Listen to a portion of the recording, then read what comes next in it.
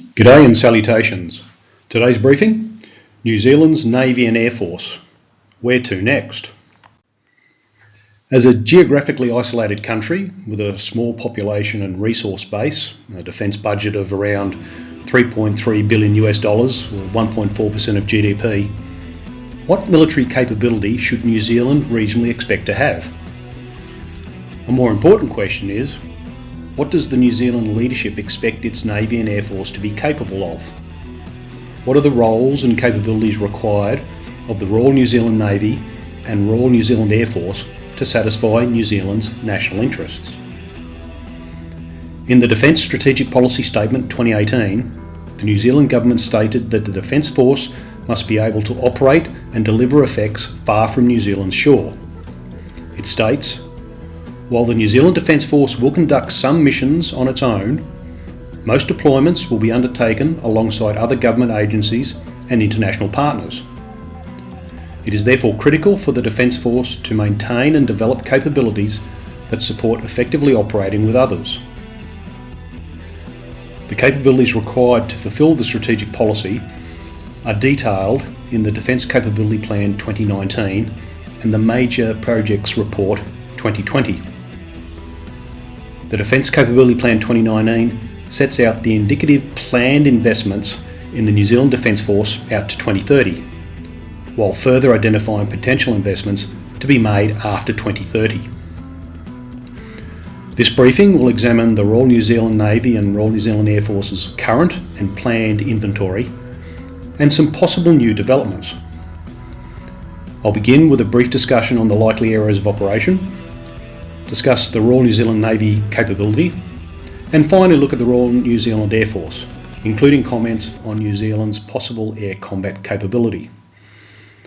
I'll refer to these services in the short form of the Navy and Air Force. Despite New Zealand's geographic location, its Defence Force has far-reaching areas of potential operations. Beyond defending New Zealand from attack, it also has the responsibility for defending Niue and the Cook Islands. New Zealand also has obligations under the FPDA, the Five Power Defence Arrangements, including Malaysia and Singapore, and the United Nations Command in Korea. In addition, the New Zealand government will want some conventional capability that can contribute to allies and friends in other situations. The most serious of these scenarios is high-end conflict against a peer or near-peer competitor. In such a scenario, New Zealand won't be fighting alone, so interoperability will be critical. The potential areas of operations then include the Southwest Pacific, Southeast Asia, and East Asia. Apart from direct military conflict, the Navy and Air Force also need to contribute to New Zealand's humanitarian assistance and disaster response missions and potentially stabilisation missions throughout the same area. To this is added New Zealand's search and rescue area, which is larger still. So what Navy and Air Force does New Zealand need to satisfy these varied requirements, covering such a large area of operations? In terms of the Navy, the focus must be on long-range and anti-submarine warfare capability. The Navy's primary surface combatants are the two Anzac-class frigates.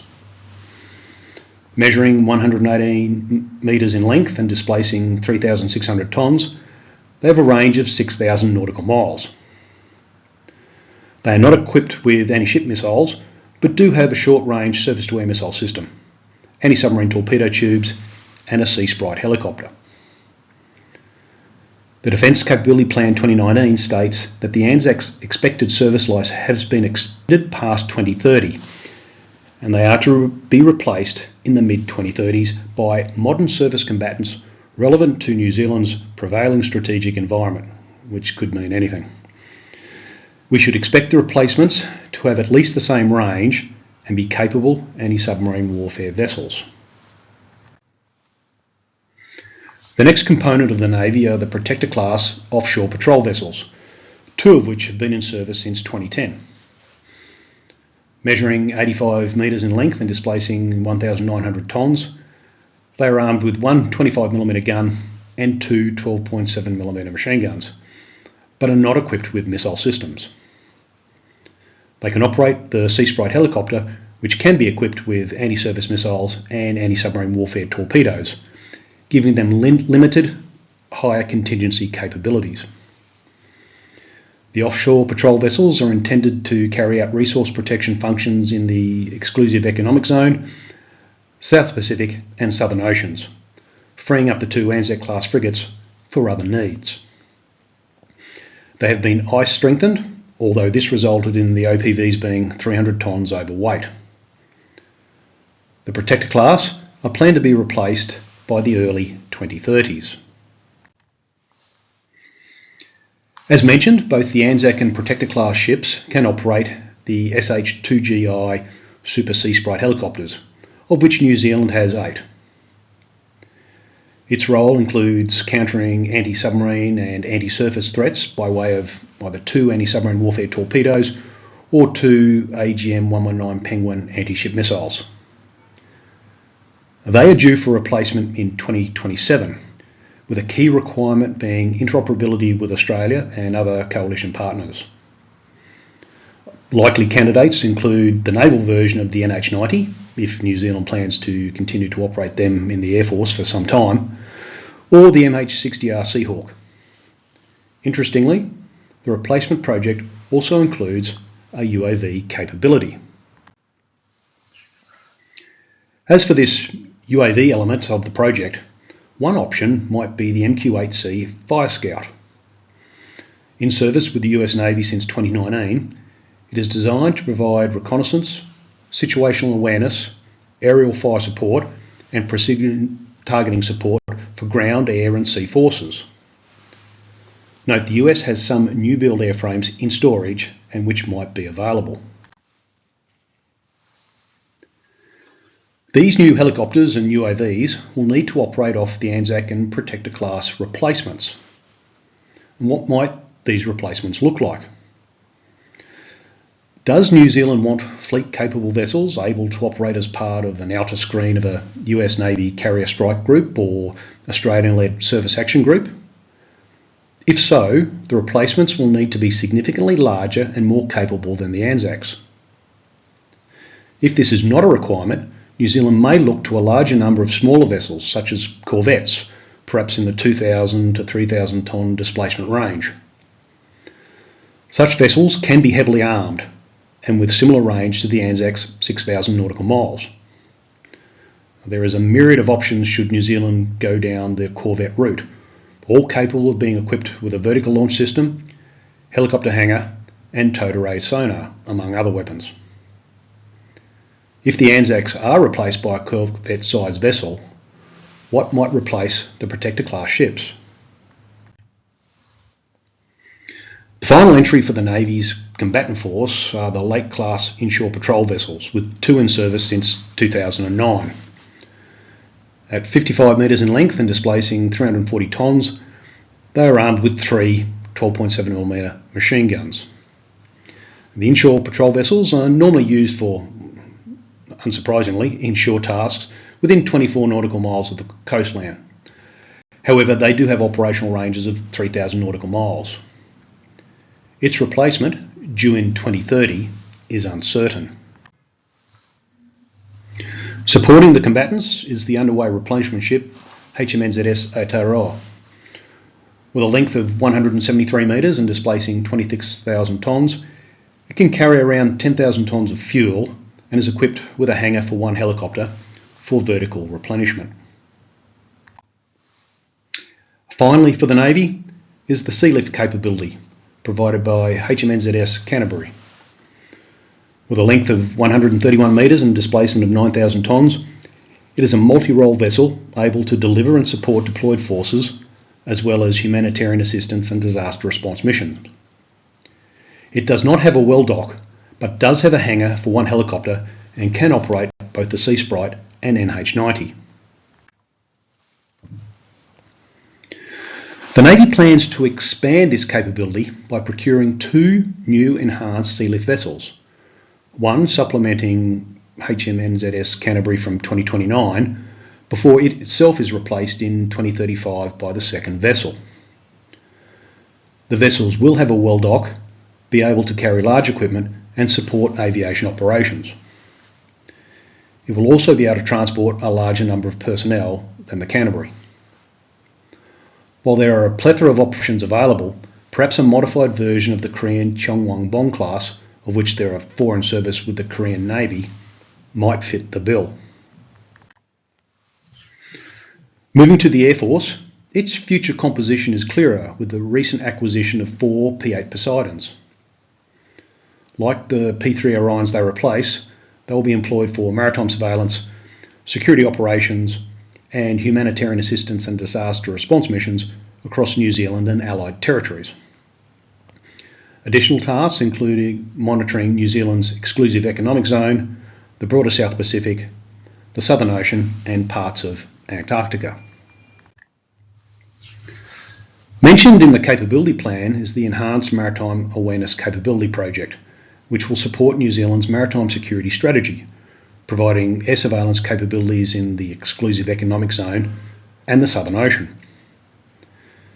Investment in a range of capabilities will be considered, including satellites, UAVs and traditional fixed-wing aircraft. One option would be the MQ-4C Triton. Providing broad area maritime surveillance, the Triton is intended to conduct real-time intelligence, surveillance and reconnaissance missions over vast ocean and coastal regions, conduct search and rescue missions, and to complement the P-8 Poseidon maritime patrol aircraft. This additional capability would free up the P-8 maritime patrol aircraft for other missions. The other main element of the Air Force is the air transport capability, currently provided by 5 C-130H Hercules. These are being replaced by 5 C-130J-30s beginning in 2024, with the full fleet operating from 2025. The new C-130J-30s has more capacity than its predecessor due to an additional 5.4 metres in length and a payload capacity of around 20 tonnes. With a 15-tonne payload, the new aircraft will be able to travel 2,400 nautical miles compared to the current 1,800 nautical miles. Apart from traditional military roles, they will be particularly useful during humanitarian assistance and disaster response missions.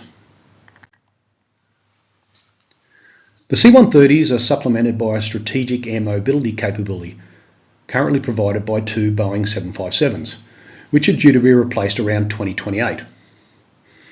The new capability will be able to move personnel and cargo within the South Pacific to Antarctica, support humanitarian assistance and disaster response missions, and operations in high-risk conflict zones. One option for the replacement could be the A330-based KC-30 MRTT, multi-role tanker transport. This could be delivered simply as a transport aircraft without air refuelling capability if New Zealand felt it didn't require that capability. In terms of rotary winged assets, the Air Force operates 8 NH-90 utility helicopters, providing logistic support, including troop transport and sustainment. They have folding rotors and can operate off HMNZS Canterbury. As a quick aside, a subscriber has asked why New Zealand has got better availability out of the NH-90 than Australia. It seems that this may have come down to the integrated logistics management system, in that New Zealand has a simplified and more efficient system, but I'll leave that for others to comment. The NH-90s are supported by 5 Augusta-Westland AW101 helicopters, which are used for training and light transport roles. And finally, I want to discuss the air combat capability. In 1998, New Zealand announced that it would lease 28 F-16 aircraft from the United States to replace its A4 Skyhawks. The government decided to acquire the aircraft under a lease-buy deal, with payments taking place over the course of 10 years. After the 10-year lease, the option was available to purchase the aircraft for $140 million US. The formal lease contract was signed in 1999, and by early 2000, $35 million in payments had been made. Instead, in 2001, New Zealand decided to disband its air combat force by withdrawing the A4 Skyhawks without replacement. The government decided that this would free up $870 million over 10 years, which would be reallocated to other areas of the Defence Force. In particular, the government intended to improve the capabilities of the Army. Whether this was the right decision or not is a moot point. Should New Zealand reintroduce an air combat capability? What would the New Zealand Defence Force have to give up in order to fund such a capability? It is likely New Zealand would have to immediately increase defence spending to around 2% of GDP and give up some other planned capability developments. Such a scenario is extremely unlikely. However, for those who like to consider hypotheticals, here are some thoughts. New Zealand could purchase some older F-16s in good condition, then upgrade them to Block 70/72 standard. These are the most advanced F-16s and offer significant capability. Another option might be for second-hand FA-18 EFs, as Australia plans on operating its EF and G models for some time. However, as I've said, I don't see this happening. In summary, given New Zealand's geographic location, importance of maritime trade and international commitments, it is not surprising that its Navy and Air Force should have a focus on anti-submarine warfare, maritime surveillance and transport of ground forces, together with a focus on non-combat missions supporting humanitarian assistance and disaster response and search and rescue activities.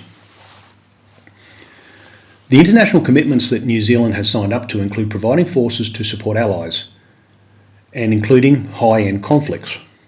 This would likely include against the PLA. That is just a reality.